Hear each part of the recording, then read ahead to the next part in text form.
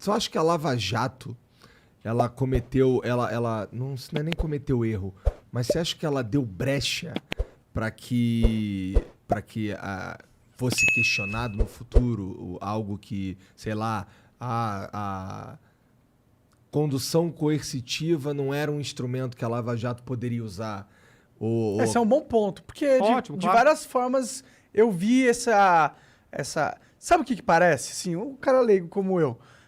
Parece que você estava com muito sangue nos olhos. E eu entendo o sangue nos olhos pra pegar esse cara corrupto, entendeu? Só que talvez nesse sangue nos olhos vocês acabaram... Cometendo uns excessos? Tipo... Eu tô perguntando. Perguntando, exato. Claro. Talvez o Igor mencionou da Condução coercitiva. Exato. Eu vi essa ferramenta sendo usada de modo político, na minha percepção. Como você vê? A Lava Jato, ela nunca ultrapassou a barreira da lei, mas a nossa interpretação da lei de Ministério Público. É uma interpretação da lei institucional, defendida com argumentos sólidos, mas visão de Ministério Público. Se você usar a visão dos advogados, aí a Lava Jato está toda errada desde o dia 1, porque eles vão querer anular tudo, eles vão ter vários argumentos pela anulação. Agora, a gente sempre usou uma visão do Ministério Público, uma visão que pudesse ser defendida nos tribunais com uma grande perspectiva de sucesso, porque lembra que a tendência é a gente perder nos tribunais. Lembra que a gente tem uma chance de 10% de ganhar quando você tem meio a meio. Agora, a gente usou sim. A gente foi até o limite da lei em vários momentos. Foi até o limite da lei. Porque se a gente não fosse, se a gente não usasse, se a gente não desbravasse novos caminhos, a gente não ia ter sucesso. Essa era a história. Então, a gente usou colaborações premiadas intensamente. A gente usou cooperação internacional intensamente, mas como a gente entende que devia ser feito. E dentro dos limites legais da nossa interpretação do Ministério Público. A gente foi questionado em relação a alguns pontos. Por exemplo, condução coercitiva. A votação que proibiu condução coercitiva no Supremo Tribunal Federal foi de 6-5. Ou seja, gente, é uma questão razoável. As pessoas discordam, o direito não é matemática. Não é porque o Supremo reverteu o entendimento que está errado. Aliás, eu acho que a gente devia ter feito. Acho que a gente devia ter feito. E fez. E fez em relação a todo mundo. E aí o pessoal reclama da condução coercitiva do Lula, mas não olha para o fato de que essa foi a condução coercitiva número 118, mais ou menos. E os outros todos? A questão não é se a gente fez ou não fez em relação a ele. A questão é, a gente adotou para ele o procedimento padrão da Lava Jato para todos os demais? E a resposta é sim. A gente foi coerente com o nosso modo de atuação, a gente se fundamentou em fatos e provas e na lei, e a resposta é sim. Esse é o ponto. A gente tem que ser coerente e a gente tem que ter uma visão admissível, defensível dentro da lei. Uma visão do Ministério Público, não uma visão de defesa, né? Sim, entendi. Faz sentido. Desculpa. Não, vai. Não, mas como que você atribui... Porque o Moro foi julgado suspeito no julgamento da Lava Jato, né? E muito disso é atribuído às mensagens que foram vazadas no famoso Vaza Jato. O argumento que dão para mim sobre o porquê o Moro estava errado é porque um juiz, ele não pode ter uma relação de coleguismo, tipo, de querer de querer apontar para o promotor ou para o Ministério Público os melhores caminhos para prender alguém. Ele tem que ser imparcial, tá ligado? E pelas mensagens não demonstrou tal imparcialidade. Vamos falar das duas coisas, das mensagens e da suspeição. Porque a suspeição, alguns ministros falaram das mensagens, mas não foram usadas as mensagens, tá? Eles julgaram com base em outras razões. Então, em seguida, eu vou falar da suspeição, mas primeiro eu vou falar das mensagens. É importante vocês observarem que ninguém fala que as mensagens apontaram a inocência de alguém. Ninguém defende isso. Ninguém fala, as mensagens mostraram que fulano é inocente. Ninguém fala também que as mensagens foram usadas, mostram que existe uma deturpação, forja de provas. Ninguém fala isso. Essas mensagens têm origem criminosa, com criminosos, hackers, que podem ter deturpado elas de todo modo, que não são reconhecidas por nós, elas foram usadas para apontar supostos excessos. Mas para apontar supostos excessos, que se existissem, já teriam anulado várias investigações e processos.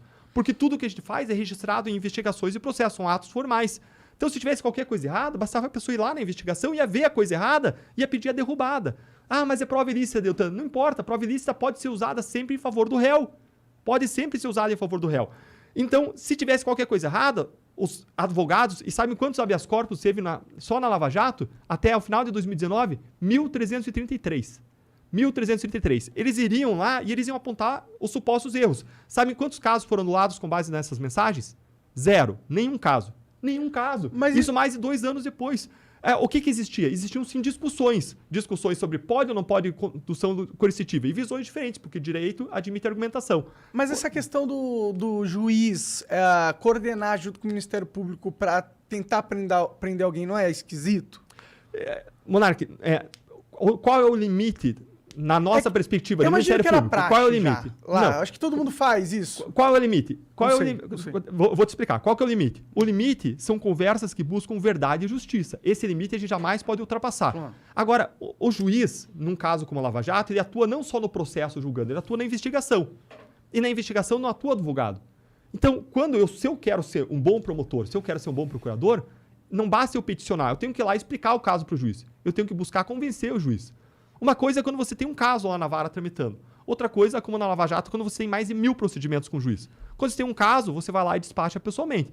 Quando você tem 1000 casos tramitando com o cara, você liga, você manda mensagem, você conversa com ele, você expõe os casos e você defende o teu lado, você defende a tua perspectiva, a tua visão. E o juiz, ele pode várias vezes decidir de ofício certas coisas. A nossa lei permite isso. Tem regras expressas do Código de Processo Penal que permitem que o juiz tome certas decisões de ofício. E ele pode decidir no lado A ou decidir no lado B. De ofício significa o quê? Desculpa, de ofício significa que ele pode, por iniciativa própria, tomar certas decisões, inclusive em matéria de investigação. Tá. Então, ele pode, de ofício, fazer isso. Ele pode, por iniciativa própria, fazer. Ainda que eu não peça, porque o juiz ali na fase de investigação, o compromisso dele são com os valores da justiça e são com a verdade. E aí você diz, mas isso não significa que teve um conluio se o cara age para buscar a verdade ou age em favor de valores de justiça? Não. Basta ver que o juiz indeferiu centenas de pedidos nossos do Ministério Público. Basta ver que ele absolveu mais de 20% das pessoas que a gente acusou. Mais de 60 pessoas que a gente acusou foram absolvidas. De 45 sentenças, sabe quantas que a gente recorreu? 44. Que conluio que é esse? Que conluio que é esse que o cara absolve mais de 20%, que a gente recorre de 44, de 45 sentenças e mais? A maior garantia da independência e da atuação imparcial do juiz é a fundamentação de cada decisão em fatos, provas e na lei, e ele usar uma interpretação uniforme da lei nos diferentes casos em que ele atua. E isso aconteceu na Lava Jato? Sim, ninguém nunca apontou incoerência. Agora vamos para o caso da suspeição. O que alegaram no caso da suspeição? Invocaram algumas decisões para dizer que o juiz era suspeito. Que decisões? A condução coercitiva do Lula. Mas espera aí, gente. A condução coercitiva aconteceu não para o caso do Lula, aconteceu para 117 antes. Foi uniforme, então não é o caso do Lula, é todos, então. Talvez eles pudessem argumentar que pelo status do Lula ser um cara famoso, ex-presidente, não sei o quê, ele tinha... Um espetáculo midiático. Ele tipo... É um outro peso. Eu concordo, na verdade eu concordo com esse argumento. Você tomar uma decisão de fazer um movimento coercitivo do Lula, ok que você fez tudo, mas com o Lula tem um peso político. Isso existe.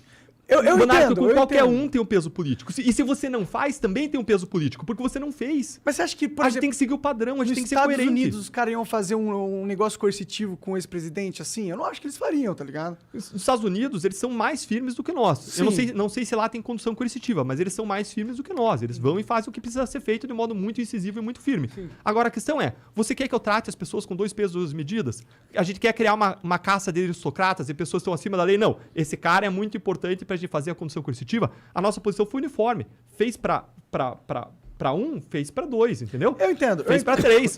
Mas essa foi a nossa posição. Aqui argumente que não era necessário, entendeu? Tipo, que ele não iria sumir do planeta, Mas o Lula, tá ligado? Mas a condução coercitiva não é pra você prender a pessoa pra ela não fugir. A condução coercitiva é pra você levar as pessoas pra ela prestar esclarecimentos naquele momento das buscas e pressões, pra evitar que ela ajuste versões, pra evitar que naquele momento ela faça algum ato que turbe provas. Então, ela tinha uma razão específica, a gente aplicou isso em relação a todo mundo que era investigado e em relação ao qual existiam provas mais consistentes. E era uma medida menos grave do que a prisão. Se você quer que a pessoa não turbe provas, você pode pedir uma prisão temporária. Mas se você pede uma condução coercitiva, ela é menos gravosa e ela atinge objetivos semelhantes. E vocês fizeram no aeroporto e tal. Cara, isso que eu ia falar. Foi feito no aeroporto por quê? Pra ser mais discreto, pra não levar o cara pra delegacia. Pra levar pra um lugar mais protegido, um lugar mais discreto. Como é que isso foi parar na mídia? Porque eu acho que foi isso que fudeu, né? Eles vazaram, porra. Acho que o Lula não ia vazar para os jornalistas. Existe um interesse Mas tu partidário avisa ali. antes, vou te levar tal dia, é assim que funciona? Não, você chega lá pra fazer a busca e apreensão e você convida a pessoa pra ir. Se a pessoa não vai, você conduz coercitivamente. Nesses casos, em geral, as pessoas decidem ir. Nesse caso, inclusive, eu acho que a pessoa decidiu ir. Acho que o ex-presidente decidiu ir, concordou em ir. Então sim, ele não foi politicamente pra ele era vantajoso. Porque ele ganhou politicamente, sendo... Tipo, eu entendo que era a decisão certa, se você tá sendo pragmático e tal, mas pra Lava Jato, eu acho que se vocês tivessem feito diferente, talvez vocês tivessem Monarca, é mas custoso, também, claro que é a gente tá no custoso. IC ali também. Tem né? gente que vem e me fala assim, o erro de vocês foi ter ido além do PT. Vocês Não, acham que o eu erro... tô falando Claro que não. não, a gente tem que fazer em relação a todo mundo. Sim. Veja o PSDB, tem gente que fala, protegeram o PSDB, protegiam nada. Lá no Paraná, a gente pegou o ex-governador do PSDB. Lava Jato de São Paulo pegou um ex-presidenciável, José Serra, né, investigou e acusou ele. A investigação relacionada de Brasília pegou o ex-presidenciável Aécio Neves. E por que Curitiba não foi além e pegou outros casos do PSDB? Porque o Supremo restringiu a Lava Jato em Curitiba à Petrobras. E Petrobras, as indicações foram feitas por PP, PT e PMDB. Por isso que ela se concentrou mais nisso. Mas a Lava Jato em Curitiba tinha jurisdição também sobre o território do Paraná, então pegou um ex-governador do PSDB. E há várias empreiteiras que colaboraram, apontaram várias pessoas do PSDB. Agora, essas investigações foram espalhadas pelo Supremo para o país. E aí o pessoal fica olhando se a gente fez ou não condução coercitiva, em vez de reclamar de todos os outros lugares que não aconteceu em nada. Que não deu em nada. Sim. O Supremo que não deu em nada até agora. Tem 2 réus condenados e um morreu. Sim. Então, você tem todos os outros estados que receberam investigações da Lava Jato e não deu certo por quê? Má vontade? Não, porque o ambiente é árido. Você planta a semente e ela é seca, ela morre com o sol, não tem chuva, não tem água. O ambiente é árido para desenvolvimento de investigações anticorrupção. A Lava Jato é uma árvore frondosa no deserto, que conseguiu criar um clima para se desenvolver, mas isso é exceção, não é a regra. Com certeza. Eu acho que a Lava Jato pode ter tido vários problemas, mas o maior problema foi ela ter acabado. Eu concordo. Esse foi o maior problema. Concordo. Ela tem que ser uma política de Estado, casos como a Lava Jato. Sim. E aí, como é que foi decidida a suspeição do Moro? Com base na condução coercitiva, com base no fato de que foi divulgado aquele áudio entre ele e a ex-presidente Dilma. Agora, de novo, foi o padrão da Lava Jato? Você pode até questionar nosso padrão. Mas o padrão da Lava Jato era, uma vez encerradas as medidas que precisavam ficar em sigilo, você cumpriu a busca e apreensão, você dá publicidade para aquilo. Até para você submeter o escrutínio. Não teve caso mais público do que a Lava Jato. Veja agora, Gilmar Mendes suspendeu o caso envolvendo Arthur Lira, ação de improbidade. Está sob sigilo. Gente, qual que é a razão para estar sob sigilo? Não é coisa da vida privada. É investigação de desvio de dinheiro, de corrupção, o que for, improbidade administrativa. Isso tem que ser público. Eu quero saber. Eu quero poder debater publicamente. Deve ou não deve ficar em sigilo?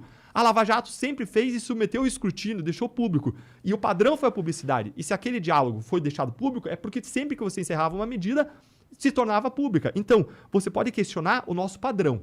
Mas você não pode dizer que a gente agiu de modo incoerente ou que a gente isolou alguém ou deu um tratamento diferenciado. Não, com certeza eu não digo isso. Eu só acho que, se eu pudesse ser crítico aqui, sem querer ser chato, mas é que, tipo, eu acho que vocês tomaram uma posição política que fudeu vocês, tá ligado? Por exemplo, aquela questão de soltar umas ligações da Dilma com o Lula e tal. Tipo, essas coisas...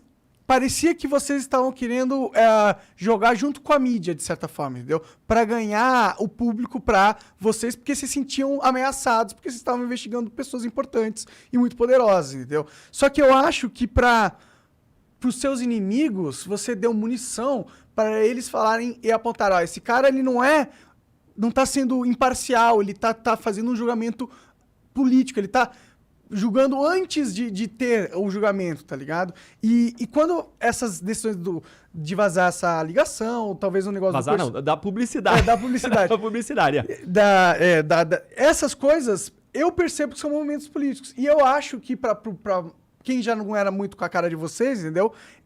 Ajuda eles a fomentar uma mentalidade contra. Monarca, acho que você está confundindo duas coisas. Uma coisa é o movimento ter motivação política e outra coisa é ele ter efeitos políticos. Tudo que a gente faz em relação ao político tem efeitos políticos, porque vai ser usado pelo adversário. E aí que tá, se você não faz, você também está tomando uma decisão que tem efeitos políticos. Então, quando a gente está diante da decisão de fazer ou não fazer, digamos que você tem uma busca e apreensão madura para você fazer em relação a um candidato antes das eleições. Se você faz, vai ter efeitos políticos. Mas, meu amigo, se você não faz, também vai ter efeitos políticos. Qual é a decisão certa? É fazer, é seguir o padrão, é ser coerente. A nossa decisão foi o quê? Vamos ser coerente e vamos agir como a gente age em relação a todo mundo.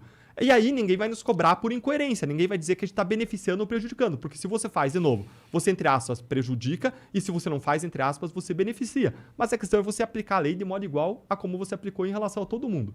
Então, você tem que distinguir efeitos políticos e motivação política. Nossa motivação sempre foi legal, jurídica, embasada nos fatos, nas provas e na lei. Agora, os efeitos políticos sempre têm. E tudo que a gente produz nesse ambiente intoxicado da política é usado como se fosse uma pedra por um adversário para atirar no outro. politicamente. Agora, a gente não é responsável pelos efeitos políticos. E você tocou num segundo ponto bem importante, só para completar. Um segundo ponto bem importante. Vocês, várias vezes vocês buscaram o apoio da opinião pública. A gente buscou sim, porque se a gente não tivesse buscado, meu amigo, não tinha existido o Lava Jato, tinha parado lá no ano 1. Então, a gente buscava sim o apoio da opinião pública, a gente dava publicidade, a gente achava que a sociedade merecia saber, merecia vir à luz. Tem um juiz norte-americano que fala que a luz do sol é o melhor desinfetante contra a corrupção. Então, a gente seguiu esses princípios e, mais uma vez, a gente pode ter errado em algum momento? Cara, a Lava Jato pode ter errado, mas se errou fazendo aquilo, a nossa interpretação da lei, com a melhor das intenções e porque a gente desbravou. Sempre que você for desbravar qualquer área, você está fazendo uma coisa que ninguém fez até hoje. Vocês estão fazendo um programa. Vocês não erraram em nada? Vocês não podiam ter feito melhor em nada? Cara, a gente podia ter feito melhor várias vezes. E certamente a gente errou várias vezes, não no sentido de ilegalidade, mas no sentido de fazer melhor, pior. Não com a intenção de errar, né? Exatamente porque ninguém fez antes de nós. Se eu tivesse visto alguém fazer, meu amigo, eu ia ter aprendido com o erro deles. Mas o que aconteceu é que a gente aprendeu com os nossos próprios erros. Então, é um aprendizado, é um caminho. A gente está desbravando e isso a gente está construindo um chão para outras pessoas, façam melhor do que nós. Mas hoje a gente não está vendo isso, por quê? Porque o sistema está impedindo, o sistema tá reagindo. E aí, eles pegam essas discussões sobre condução coercitiva e falam excessos, que escândalo. Gente, escândalo não é isso. Escândalo é um não resultado, é não recuperar o dinheiro desviado. É todos os outros casos meus que acabaram em impunidade e de todos os colegas do Brasil acabarem em impunidade. Escândalo é o Supremo, de novo, não afastar os poderosos que praticaram corrupção da vida pública e permitir a sua perpetuação no poder e gerar esse ciclo da corrupção lá em cima em Brasília. Enquanto a gente não tiver um judiciário que funcione, um Supremo Tribunal Federal que funcione contra a corrupção no Brasil vai ser ainda sistêmica no meio político em Brasília.